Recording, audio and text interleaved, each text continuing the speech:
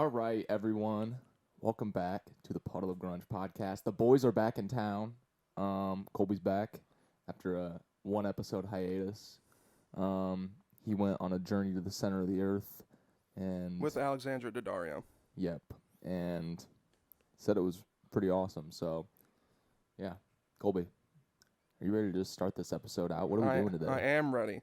So today, as we've done with Alice in Chains and Pearl Jam already, we're going to be doing our top 5 Nirvana songs with 2 honorable mentions this time. Yes. So if you guys have seen the videos before, you know the rules, but the people that haven't seen them, we'll just go over them really quickly. So we can choose one live version of a song out of all their discography, and then we do our top 5 for both of us, and then 2 honorable mentions. So it's really like 14 songs, but we're calling it a top 10 because 2 honorable mentions each don't really count. So you just want to get right into it? Yeah. What about we just do one round, rock paper scissors. Whoever wins chooses who goes first. All right. Ready?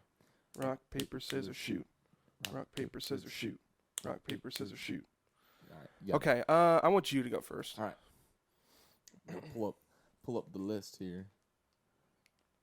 Okay, so my first honorable mention on the Nirvana top 5 is going to be Floyd the Barber.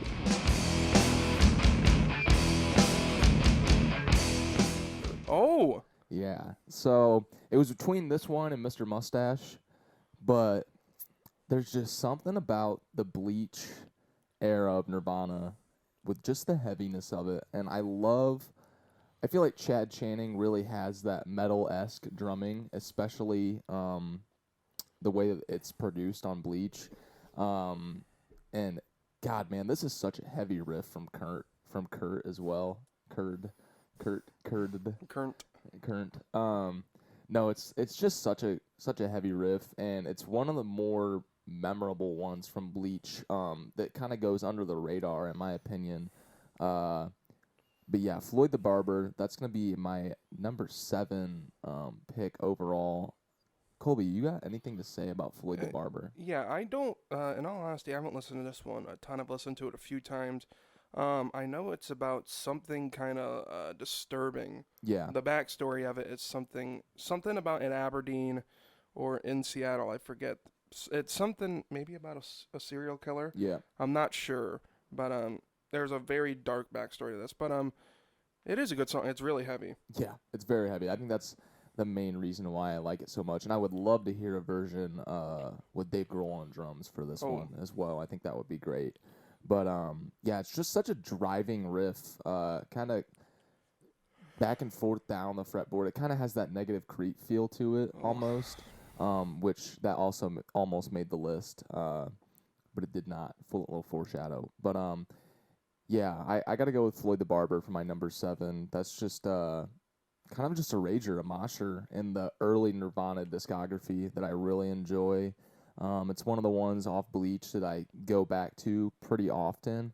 And yeah, and also that it's kind of a first introduction to Krist, because I'm pretty sure it's like the 3rd song off of Bleach, and I don't know where Love Buzz is on that, but Krist's bass shines through like crazy on this one as well. It really just drives that riff that Kurt's playing forward. So yeah, that's my number 7, Floyd the Barber. Yeah, I think that Bleach era it's without a doubt was more punk influenced than all the other albums are definitely punk influenced. In Utero a lot less than Nevermind. Yeah. But it's just that's very raw. Yeah. Supposedly it cost only $600 around there to make this whole album. So it said it in that book that I have, and I can't remember, but yeah, and it was the first album on the Sub Pop label. Oh yeah. So I didn't know that. yeah. So yeah. I'm happy you brought up Negative Creep, because the Live at Reading version almost made mine, because I love the Live at Reading version. Half step down again with so it's drop C sharp. But once again, you'll see later why we have not said any live ones. I know you might have a different one, but we both have very strong feelings about a live version by Nirvana. Yep. All right, so My number 7, I kind of bounced back and forth between these two and my honorable mentions. But at number 7, we're going 2 for 2 on Bleach and 7. I have About a Girl.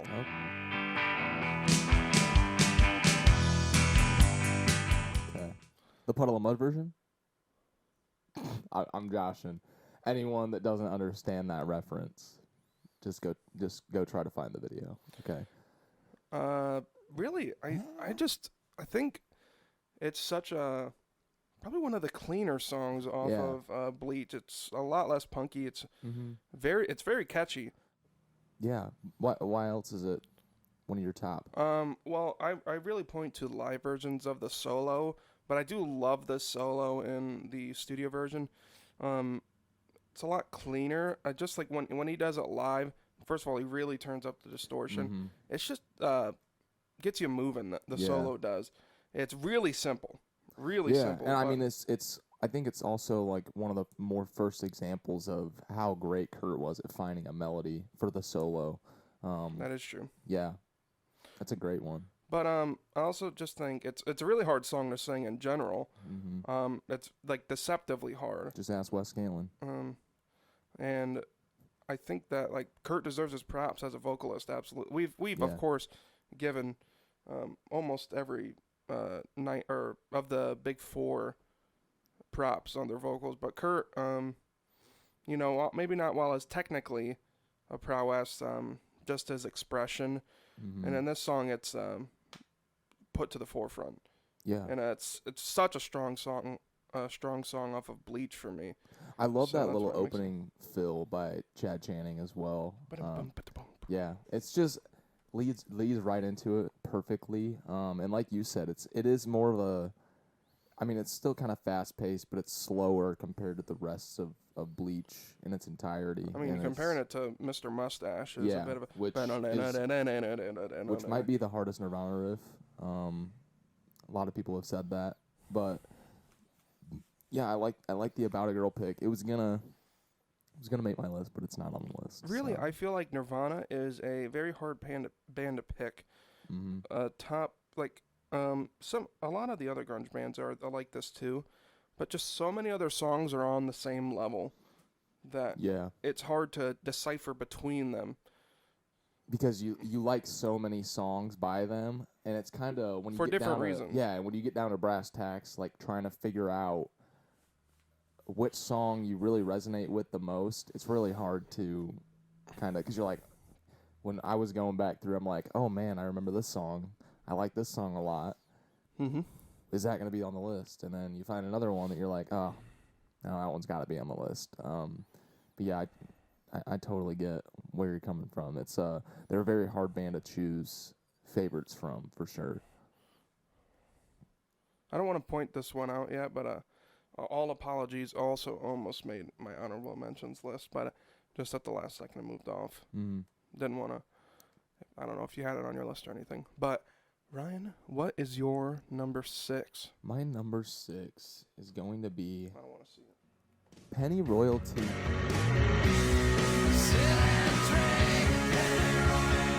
Oh my gosh. Yeah. That was almost on mine. Yeah. Man, I love this song. And it's just such a dark song, and it really just sounds that way as well. Man, I don't even really know how to describe it other than just melancholy, really. It's exactly. I love the Unplugged version as well. I didn't put the Unplugged version on my list, even though that's probably the one I listen to most. But the studio version as well just is phenomenal. I love the snare tone from Dave on this one. It's one of my favorite things. And Dave always has a just immaculate snare tone, but the entire In Utero tone just in general is coveted to die for real. It's to me it just sounds so vintage. Kerr and Albini just absolutely put together a beautiful tone.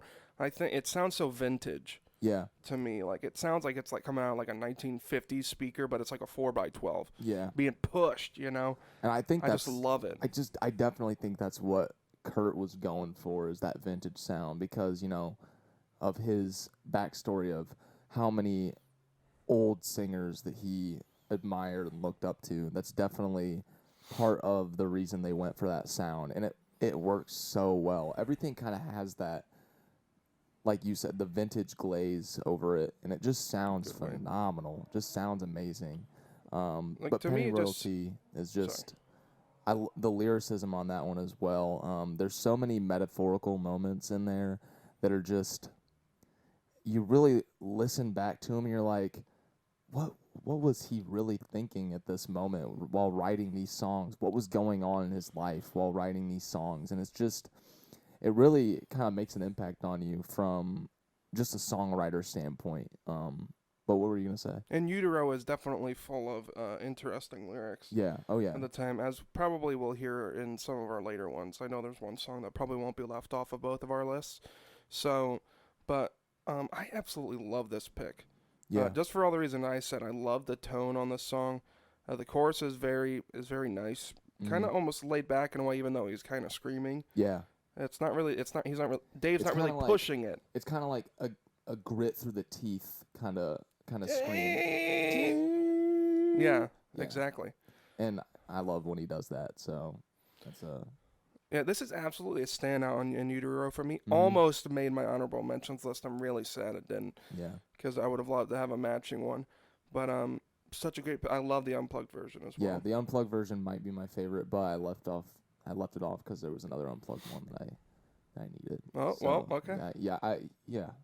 We'll give you that, but yeah, Penny Royalty, my number 6 as the honorable mention. Colby, what is your number 6 honorable mention? My number 6 is On a Plane.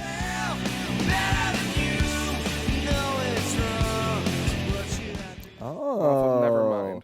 Okay. Yeah. There's something about the song. You know, it's probably one of my, except for maybe Endless Nameless and I might say Polly. Those are probably my two. This is probably my least listened to one, but I like it the most. If that even makes sense, to me it does. Yeah. Because I've listened to it enough. I know the song very well. There's just something. I think it's catchy. It's got a great. I mean, there's songs that you don't even have to listen to a ton for them to resonate, and this one, it's just got that it factor. You know, it kind of just hits hard when it comes in. Just that opening riff kind of strikes you like a cannon, dude. It's Love myself better than you. Oh yeah. It's. I think it's just a extremely catchy song. Which Nevermind is just full of them, jam packed with just absolute clangers.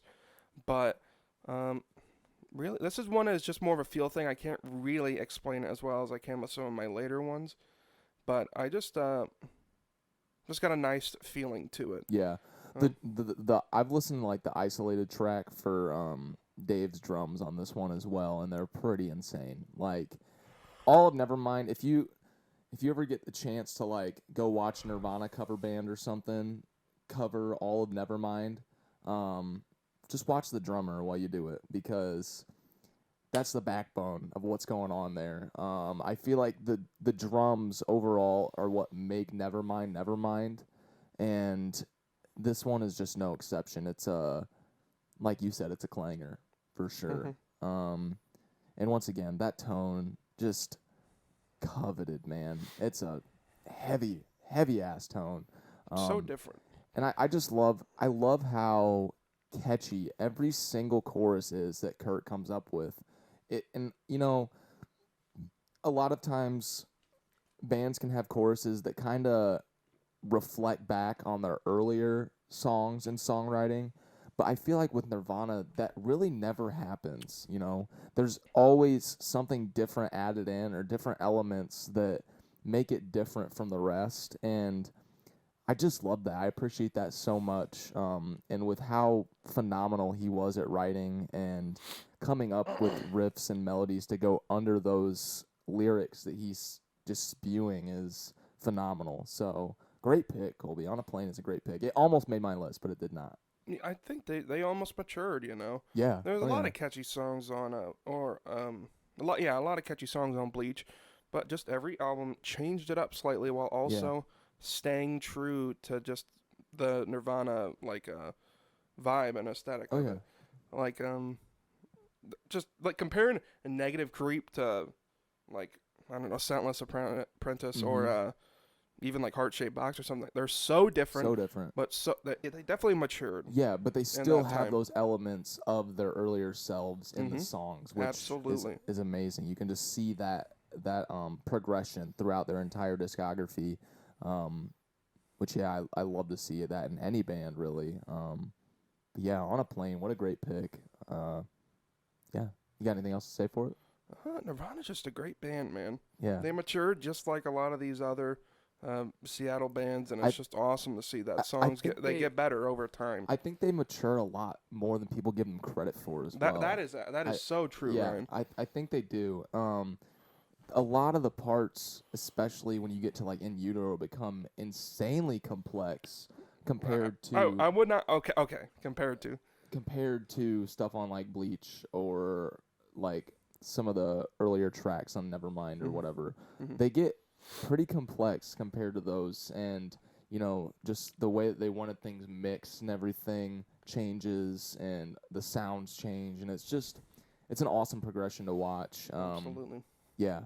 So, all right. Man, what is your number 5? Numero 5 is going to be Aneurysm.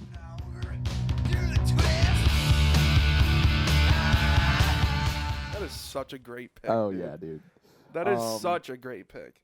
Yeah, it's a clanger, dude. This one, it's kind of a barn burner. Like, Aneurysm's definitely kind of a barn burner. I loved, like, kind of the extended intro to it as well. Just perfect. Really just perfect. And the lyrics are just fun. Yeah, I just enjoy this song a hell of a lot. Like, this one is just fun. It's a fun listen. And one that feels like it goes by really quick. Yeah.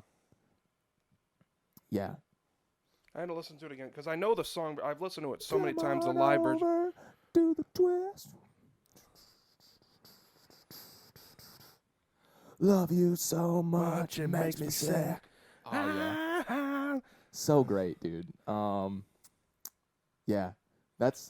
Yeah. And it's a non-album track. Yeah, it's an Incesticide track. It's an Incesticide. And I wanted to try to make sure to kind of include songs off of everything, but that was honestly, it wasn't even for like after I made my list. I was like, oh, there's kind of something off of everything here. That's kind of cool. But yeah, Aneurysm, and I mean, what a great song name too. It's Aneurysm. Kind of makes when you're hearing all of Nirvana's discography, especially a lot of the stuff on Incesticide, you're like, this song makes sense. This makes sense on here. Beat me out of me. Yeah. That's the one, right? Beat me out of me. Yeah. I love the little dissonant chords that he does there. At least he does those live. I don't know. That's what. And I mean, once again, it's just part of that progression. And I mean, we haven't really talked much about Krist, but his contributions. We'll talk about him later. I know there's a song we'll talk about him. His contributions to this one as well. I just love how he drives it forward in every single track. You know, bass slinging down to the knees and everything. Playing with 2 fingers. Playing with 2 fingers. Or forget if he plays something with 2 fingers. I think he plays the same as James Hetfield holds. Yeah. Yeah. But yeah, Aneurysm's just a driving force of a track. I know you're happy that I picked that one. I know that's one of your favorites. Yeah, that's really all I got to say about it. Nothing more. But Colby. Yeah, it did not make my list. I kind of didn't even think about it. Kind of a bad thing, but I absolutely love that track. Most of the songs I listen to are from the Live at Reading. It's mostly the one that I listen to the most, one of their best performances in my opinion. Oh yeah. So that's what I base most of them off of. But I listened to the studio version a few times and I like it still very much so. So just a great pick.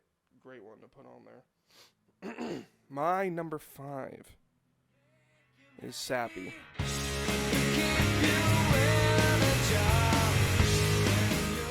Sappy cracked my top 5. Yeah. I think the one thing that I don't hear talked about enough is the solo in this song. Mm-hmm. It's beautifully melodic. Yeah. And just, you know, as much as Kurt, I don't think really loved solos as much. Mm-hmm.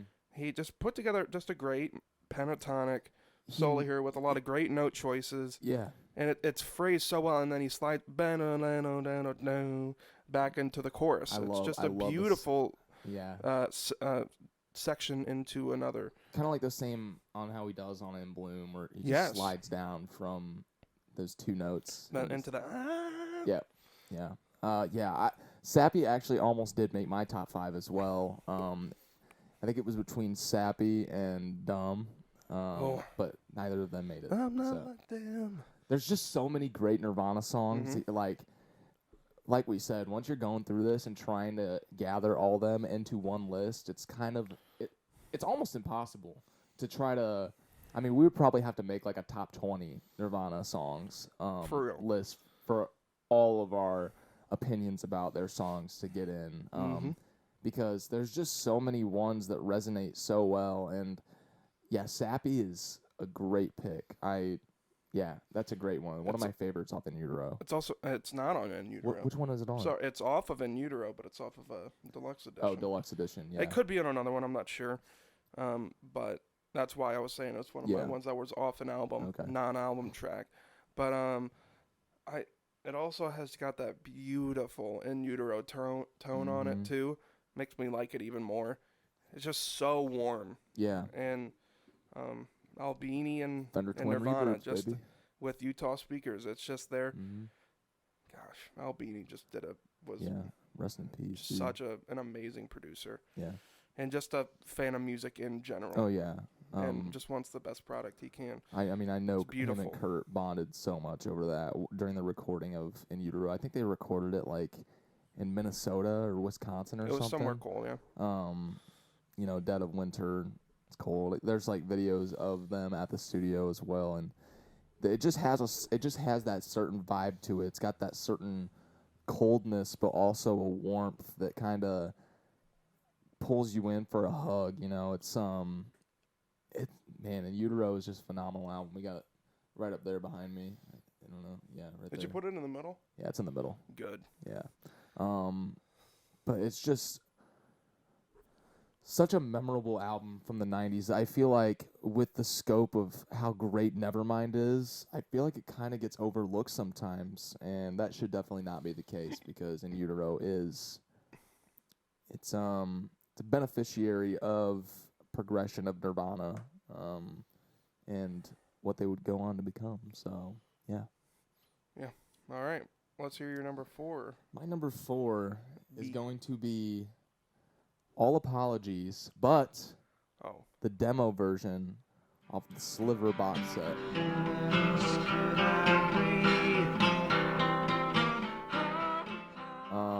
Now, if you guys have never heard this version, it's just solo Kurt with an acoustic guitar, and I don't know. There's just something about it. It's got that aspect that really, it kind of gives you goosebumps when you listen to it, because we all know the final version of the song. We all know the heavy drums in there and kind of the cascading riff that he plays, but just the acoustic version of him singing by himself, probably just in a room, off a tape recorder.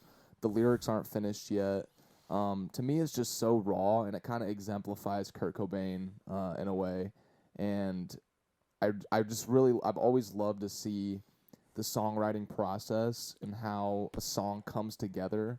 And that one's just a perfect example of a perfect demo, in my opinion. Yeah, I wish more bands would have more demos like that because a lot of songs come to be on an acoustic guitar.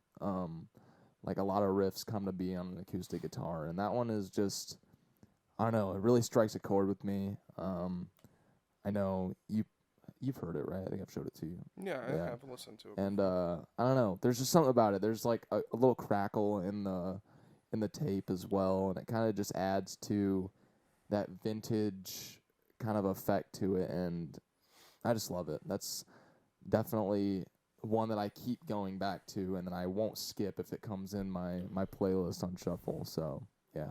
Well, I feel like almost all Apologies is a lullaby in a way. Mm-hmm. It's so laid back, and the riff of it is just a beautiful, droning melody, Yeah.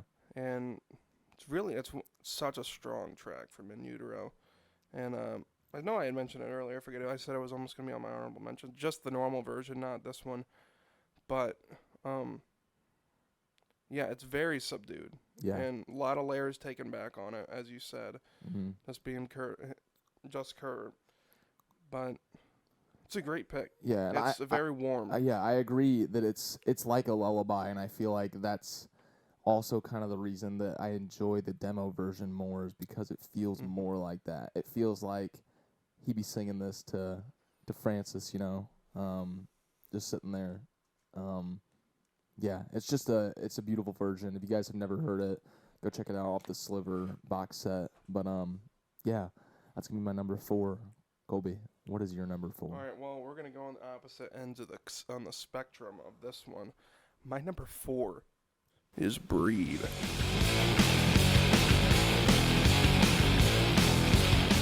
Ooh. Off of Nevermind. This Yeah. I will. Let the I house think build I a can. tree.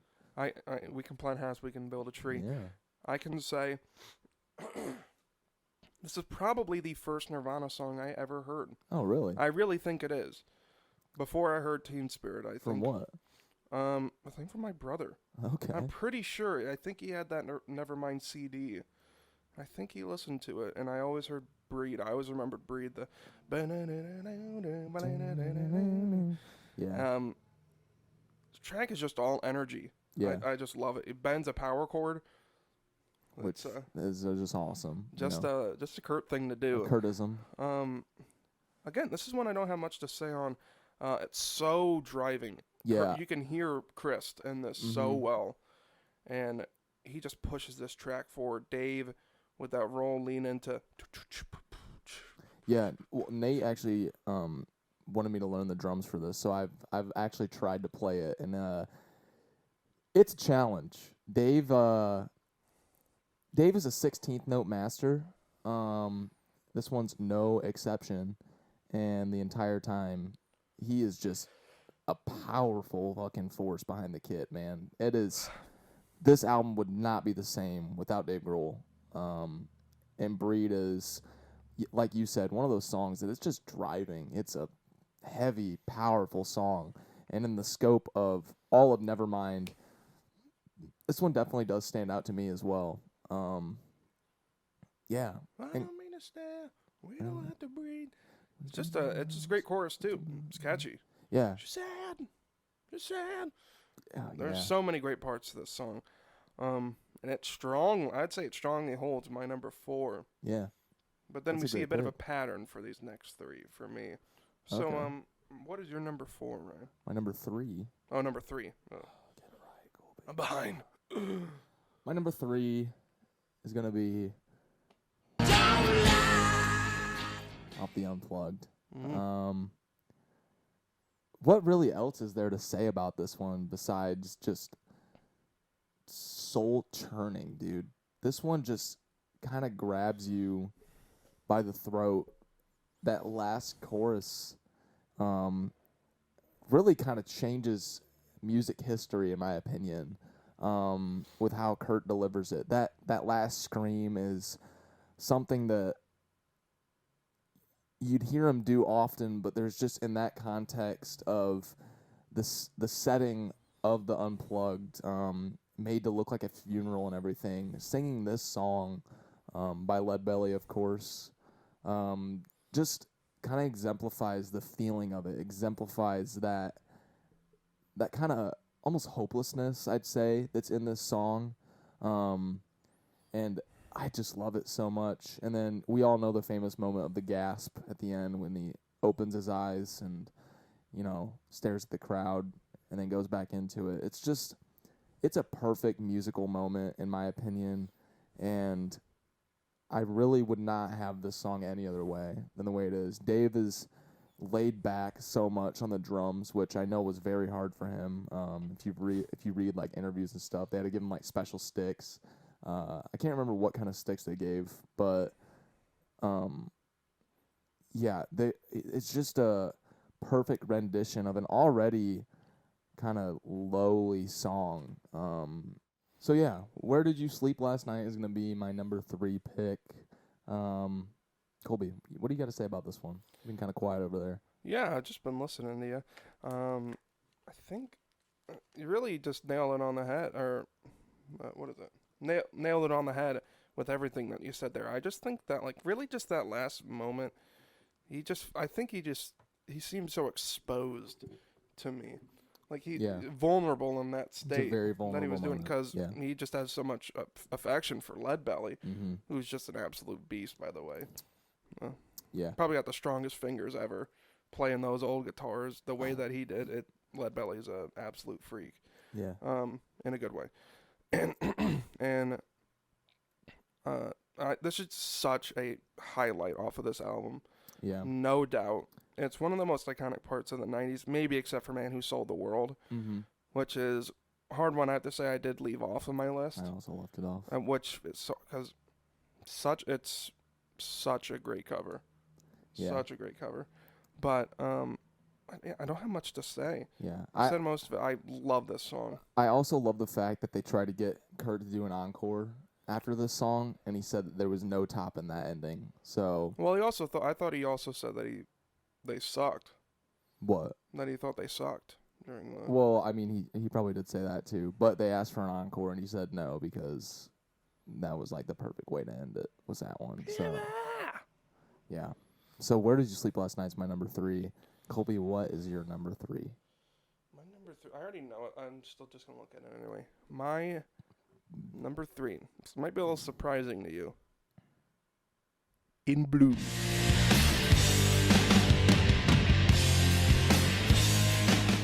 Okay. Is 3. All right. For me. All right. Just like, peep down over there. You don't have to say much. We use this word a ton here over at the Pog. This song's iconic. Yeah. It's got one of the most iconic drum intros of all time. Yeah. I just think that this track is just rocking. Mm-hmm. It's just a rocking track. There's nothing. They hold nothing back. No holds barred. This track is just full on punk, catchy Nirvana, man. That's all it is. It's got a great solo in it. It's weird. Yeah. Weird solo. It's kind of what Kurt was the king of. Yeah. It's dissonant, a lot of weird bends. Making things work even though they shouldn't. Yeah. Yes, that's exactly what Kurt pretty much perfected, in my opinion. Yeah. Just the sections are great. They slip in and out of each other so well. It's just a perfect, seamless song, in my opinion. Yeah. It's put together perfectly. Yeah. Is there anything else you want to say for it? I mostly learned Krist's part on this song, and he just moves around so much. Yeah, He gives so much movement to this track, and you would never know if you couldn't really hear him on this track, but thankfully you can. And his line, and to me, is just absolute perfection from him for this song. Yeah. So do you want to move on to 2 then? We can move on to 2. Okay. My number 2 is going to be Lounge Act.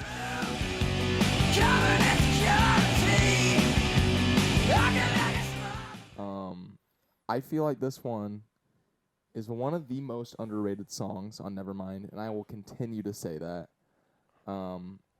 It just hits hard, man. This one, I don't know, it's just so catchy, and going to that last chorus, that scream, he's screaming the last chorus. It's so punk. This one is just a driving song. I love every single moment of it. And I've loved it since the first time I heard it. This is one that never really had to grow on me at any point. It's been one I'm just like, that's an absolute banger of a song right there. That it can't be understated. This one is too underrated in my opinion. And honestly, call me crazy here, I think this one bodies Teen Spirit any day. That's all I'm saying. That's what I gotta say. We should probably move on. Lounge Act, Krist gets another spotlight, and I'm always happy when I get to hear a Krist spotlight. Yep. It's like on Love Buzz on Bleach. Yeah, this Lounge one Act is on. a Krist driving song for sure. This is such a strong song off of Nevermind. I completely agree. It did not crack my list at all. It wasn't even in contention really, because I like On a Plane, which is just right after it, isn't it? I think so. No, or it might be Stay Away after it. I'm not really sure. But it's a great pick. Yeah. It's a great pick. Yeah, that last chorus is absolutely a highlight as well. It's insane. Come on, insecurity. Yeah. That part. It's just it's so catchy, man. That is such a catchy chorus, and I don't know, just the lyrics on this one. Dave's drumming, obviously, once again. The Nevermind tone for Dave's drums are just. Shout out Butch. Shout out Butch Vig. It's almost like he's a drummer or something. Yeah, it might be. He might be a drummer in a band called Garbage. But anyways, yeah, The Lounge Act is definitely my number 2. I wasn't expecting it. Some days it could be number 1 because I love that song. It's one that whenever I hear it, definitely just sticks in my head for a while. But yeah, Colby, what do you have for your number 2 pick? My number 2 is Heart Shaped Box.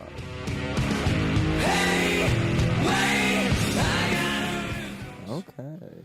Another In Utero pick. That is 2, or only 2 on this list. I thought there were more. Yeah. But like this is one of the earliest Nirvana songs I ever heard when I was a lot younger. Yeah.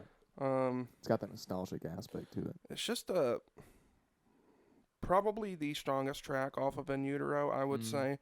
The most popular as well. But it's just there's such a nostalgic thing to me with this song as well. Yeah. Also, it's just catchy. I love the riff. I love how much reverb is on this song as well, especially on Dave's drums. You can it's soaked, man. You can definitely hear it. There's also just an iconic drum part from him as well. Yeah. Oh yeah. In the verses. I also love the solo. It's just the lyrics are perfect in this song too. Like the imagery that he has, meat eating orchids. What's the famous one? Inside your magnet tar pit. I will eat your cancer when you turn black. Yeah, just a well that Kurt Cobain is able to go to, from just years and years of reading poetry and books. I know that he liked to read quite a bit. This one it didn't crack my list actually. I think it's because it's one of the more popular ones. It didn't crack my list. But I love this song. There's just other ones that I like a little bit more. Crazy. I know. It's crazy to me. I know. And it's also in drop C sharp, isn't it? Mm-hmm. Yeah. So awesome riff as well. Kind of a hard riff to play. Depending on who you are. And yeah, great pick, Colby. I figured it would be on your list. I knew that this was one of your favorites. And the music video for this one is really cool as well. It's interesting for sure. It's kind of got like a Black Hole Sun type music video type vibe to it. Just kind of weird and atmospheric and out there. Which I mean, it's Nirvana. You gotta appreciate that. So yeah, you got anything else to say about Heart-Shaped Box? No, not really. Okay. I don't know what your number one's gonna be. So number never one. mind, I do know what it is. My number 1 is In Bloom.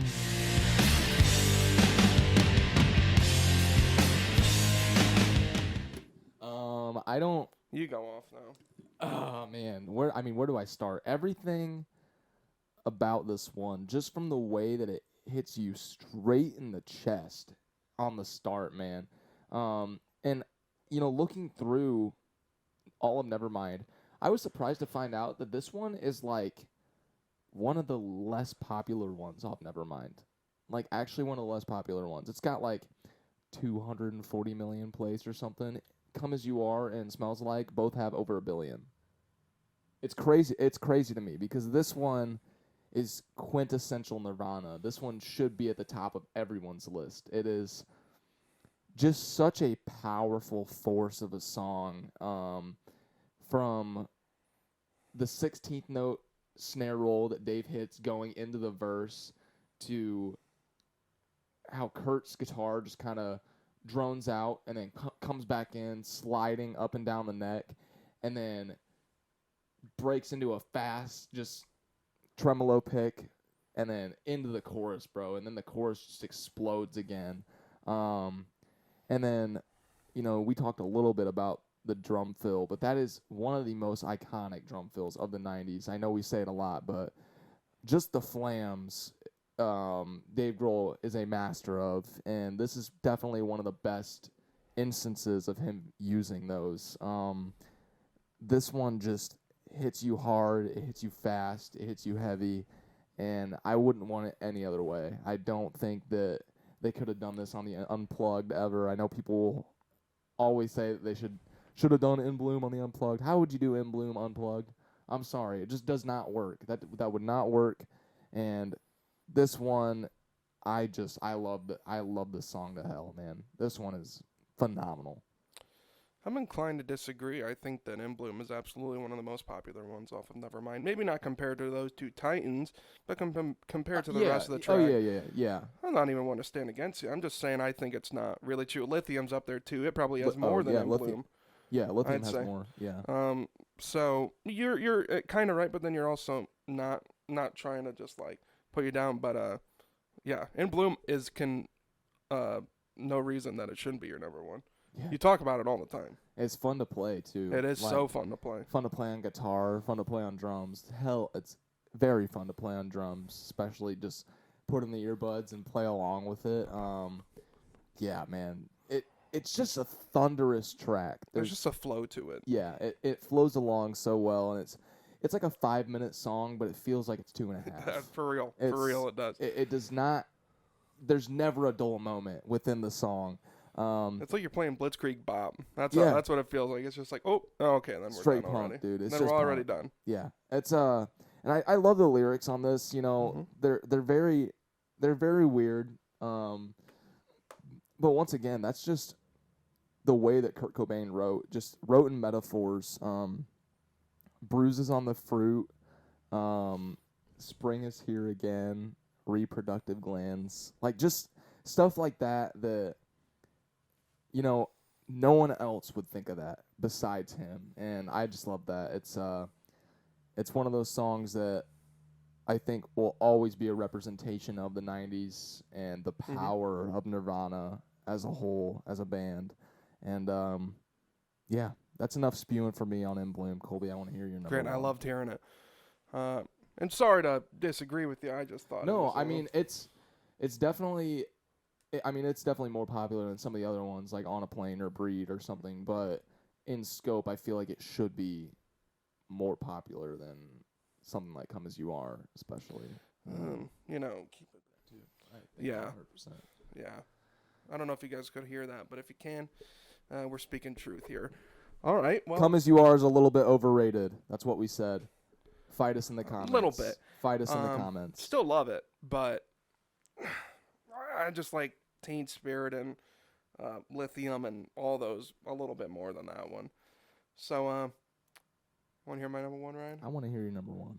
As you can see, we allowed one live version. I know exactly. And waited exactly for this one. I abstained. It is Lithium live at Reading.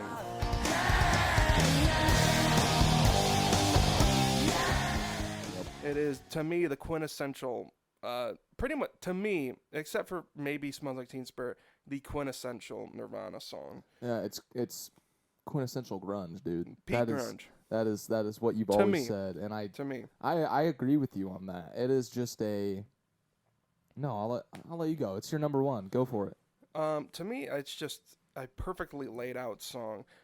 Krist's bass line on the song, especially towards the yeah yeah chorus, this makes me want to punch a hole through a wall, and or run through a wall. I don't know, one of the two. Just I love it when he just does that chromatic walk down the pentatonic scale. back into that. There's something about it's just great movement underneath of just Kurt's two jump back between two power chords. Yeah. It's also just I couldn't imagine the explosion of sound that you get once you just turns on that DS2. Oh yeah. Or DS1. DS1. And just boom, just yeah. And he's just got two pedals on the floor anyways. Yeah. Small clone and yeah. DS1. That's all you need. And Marshalls give him. Yeah. So just this whole song, just the explosion of sound, that's just the dynamics of this one. I love the verses of it too. It's different with him like arpeggiating those power chords. Love power chords, dude. Also, the only song on Nevermind recorded with Click. Oh to say that because they sped up. Because they sped up. Get too excited. And I love how delayed Dave's intro is on this one. I think it's a very interesting choice, but it works so well. Yeah, this one, as you always say, is peak grunge. I would totally agree with that. This one, it kind of holds a candle to the others, I'd say, especially the Live at Reading version.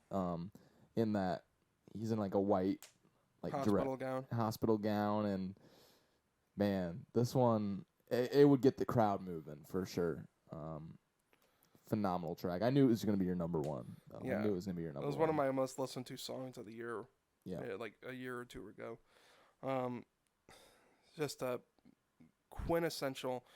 If I made a playlist, that could be in my, like, the first 10 that I add onto that playlist. Yeah. It's just a peak musical expression of grunge to me. Mm-hmm. As well as so many other things. But that is my number one. Okay. Well, you have anything else you want to add? No. I'm all good. Okay, everyone. So that is our top 10/14, whatever you want to count it, Nirvana songs. Go give all these albums a listen. Absolutely. Go take a look at all the ones that we mentioned, and then go dive in for yourself. Pick your own favorites. Let us know. We want to see them in the comments. Yeah, we want to see what your favorites are for Nirvana in the comments. Let us know, because Nirvana is, I mean, that is the definition of everyone's grunge band. Everyone thinks of Nirvana when they think of Seattle and grunge. And yeah, just phenomenal discography. It was very hard to choose from all of their amazing tracks, and I'm glad we did though. I'm glad we sorted it out. We got through it. But we still got quite a few more bands for this series. Yeah, these videos tend to do pretty well. Yeah, so they will keep coming. We could do a lot. So yeah, guys, if you want to see anything else, let us know in the comments below. Make sure you like, comment, and subscribe. Yeah, Colby, you got anything else you want to add? No, I got nothing, man. All right, guys. Well, this has been the Puddle of Grunge podcast. Hope you guys have a great week. Peace out.